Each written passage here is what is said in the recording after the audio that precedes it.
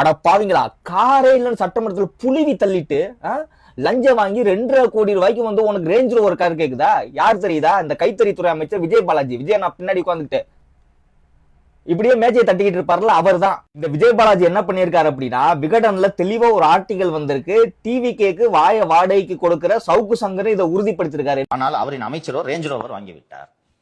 அடுத்த அமைச்சரவை மாற்றத்தில் நீ போய் மாட்டு கொட்டாயில உட்காருன்னு அந்த விஜய் பாலாஜி உட்கார வச்சணும். பக்கத்துல போய் சாணி அள்ளிட்டு இங்க வராத. என்ன பண்ணிருக்காரு அப்படின்னா, விஜய் அண்ணா பின்னாடி அப்பாவி மாதிரி உட்கார்ந்துகிட்டு எல்லா ரசாயன ஃபேக்டரி வச்சிருக்க எல்லா ஓனர்கிட்டையும் மிரட்டியோ இல்ல அவங்களுக்கு ஃபேவர் பண்ணி தரேன்னு சொல்லியோ அவங்க கிட்ட லஞ்சம் வாங்கி 2.5 கோடி ரூபாய்க்கு வந்து ரேஞ்ச் ரோவர் காரை வாங்கி அவர் சொந்தக்காரர் வீட்டுல ஒரு வைக்கப்பரப்புக்குள்ள வந்து பதுக்கி வச்சிருக்காரு. இது வந்து இன்னைக்கு எல்லா பத்திரிகைகளையும் வந்து வர ஆரம்பிச்சிருக்கு, சோசியல் மீடியால வந்து பேச ஆரம்பிச்சிட்டாங்க. விஜய் அண்ணா வந்து நானும் லஞ்சம் வாங்க மாட்டேன், கொள்ளையடிக்க மாட்டேன், எனக்கு கூட இருக்கிறவனையும் கொள்ளையடிக்க விட மாட்டேன், இதுக்கு முன்னாடி கொள்ளையடிச்சவனையும் விட மாட்டேன்னு சொல்லிட்டு இருக்காரு.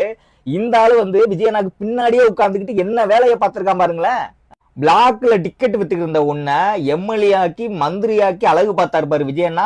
அவருக்கு இதுவும் வேணும், இன்னமும் வேணும். 100 ரூபா எதுக்கு? ஆட்டோக்கு. சாரி, நான் சொந்தமா கார் வாங்கிட்டேன். Brother in law